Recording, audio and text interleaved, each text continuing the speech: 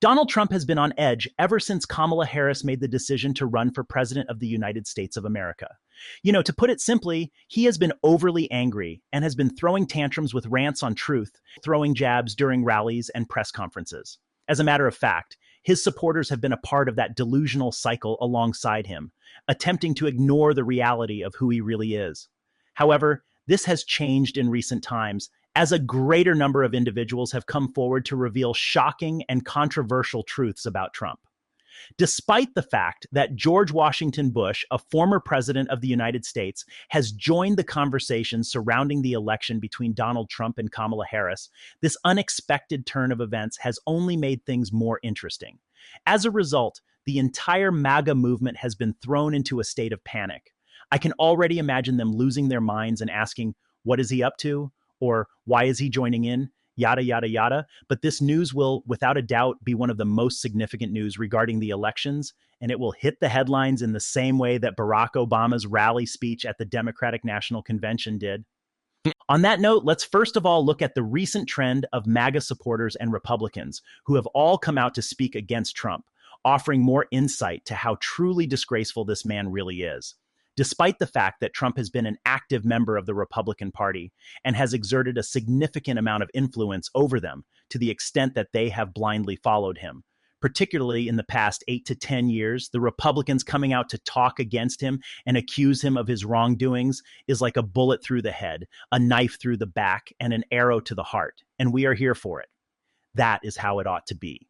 More people ought to already be out there, rather than remaining hidden, suffering in silence, and putting their good morals into conflict simply because they owe some stupid allegiance to the man. It is possible that they will lose his funding and the money that he gives them to keep them in line. But at the very least, coming out and speaking up will free them from the shackles of blind discipleship.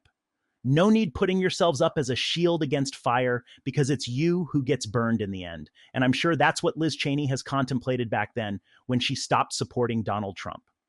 As a matter of fact, she has developed such a strong anti-Trump stance that Democrats are willing to support Kamala Harris because they all consider her to be a woman of high moral standards and integrity. Like we see in this article by the New York Times, Democrats and other Republicans committed to defeating Donald J. Trump view Liz Cheney as a unique figure who can help with a critical slice of the electorate that the Harris campaign is betting big on. As can be seen in this article published by the New York Times, Kamala Harris has not been shy about expressing her desire for Liz Cheney's support. She has stated that her team has attempted to initiate contact with Cheney in order to obtain her endorsement. However, Cheney has remained silent regarding the political relationship between Trump and Harris. Cheney, who is currently observing Harris's efforts to win her support, intends to make a statement in the near future. Furthermore, she made it known that if she were to be elected to office, she would appoint a Republican to her cabinet, and the mere fact that she made this statement caused Liz Cheney's name to become a trending topic on social media. But the fact that all of these discussions are generating more value for Kamala Harris in the elections is causing more people to switch from supporting the Republican Party to supporting her cause, which is anti-Trump. Okay, more than 200 Republicans who worked for 3 of the most recent GOP nominees prior to former President Trump are now endorsing Vice President Kamala Harris, yes, the Democrat. In a letter, the 238 Republicans, which includes staffers from former President George W. Bush's White House and Senators John McCain and Mitt Romney's presidential campaigns, urge more moderate Republicans and independents to, quote, take a brave stand once more. The group builds on a smaller set of about 150 Republicans who pledged to support then-candidate Biden back in 2020. And it comes after a Democratic convention that included conservatives like former Congressman Adam Kinzinger speaking to common values that transcend party. The letter further states, quote, of course, we have plenty of honest, ideological disagreements with Vice President Harris and Governor Walz. That's to be expected. The alternative, however, is simply untenable. At home, another 4 years of Donald Trump's chaotic leadership, this time focused on advancing the dangerous goals of Project 2025, will hurt real, everyday people and weaken our sacred institutions. In light of the fact that former members of the Bush administration staff have already begun providing their support to Kamala Harris, it is difficult to believe that the former president will soon join in on the effort. It goes without saying that a great number of individuals who were glued to the television screen throughout the Democratic National Convention speech were all anticipating that President Bush would suddenly appear and announce his support for Kamala Harris. However, the fact that this did not occur can also be considered to have the same effect. I mean, ever since this news broke, Trump supporters have been going completely insane, and that was something that was to be expected.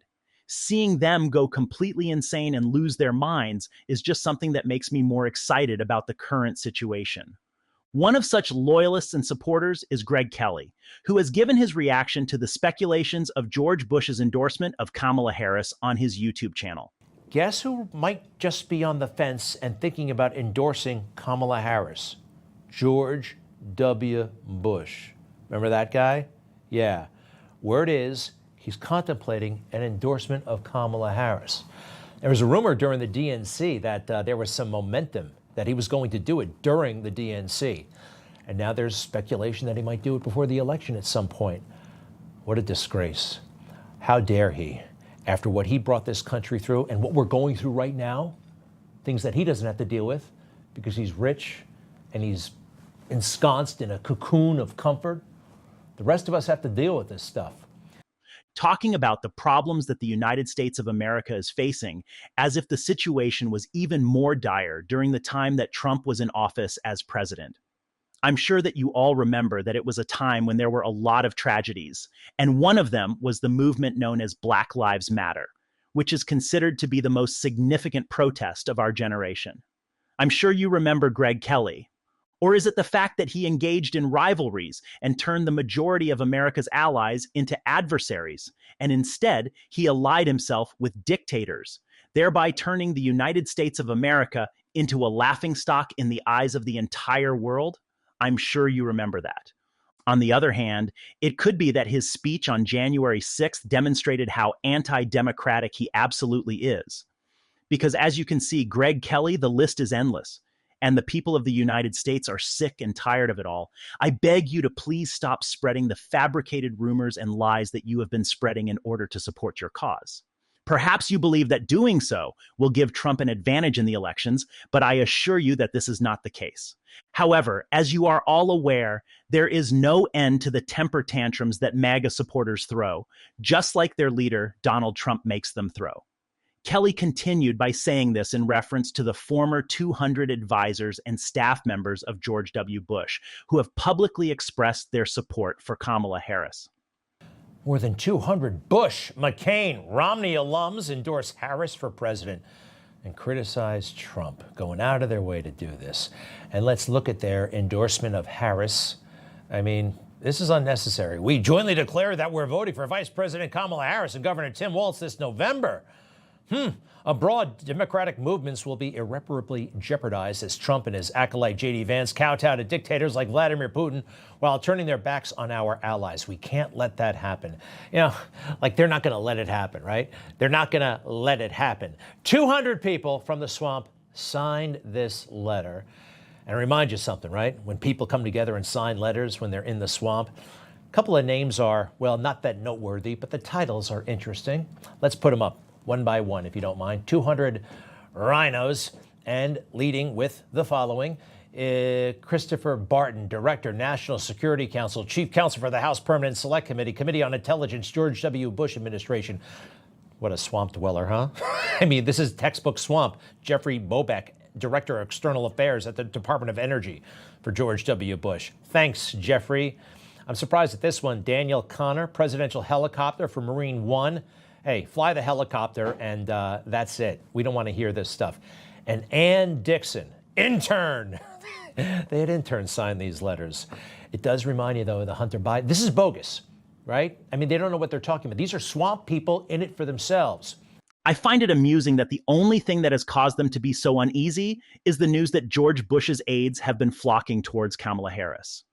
Just try to fathom how crazy of a turn this whole situation would take if George Bush decided to come out and also endorse Kamala, which is something that I am certain would happen in the days leading up to the elections. If it were to happen, the internet would literally catch fire. The presence of another Republican on her side, particularly one with the same level of influence as George W. Bush, would only serve to attract additional Republicans to her cause. This kind of news on the front pages has the potential to become the most significant to ever touch this election.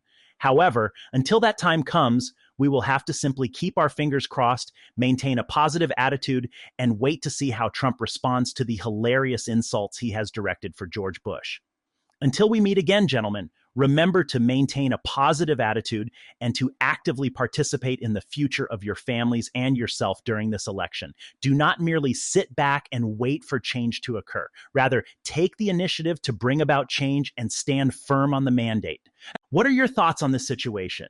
Let me know down below. Don't forget to like and subscribe for more videos. Thanks for watching, and I'll see you in the next one.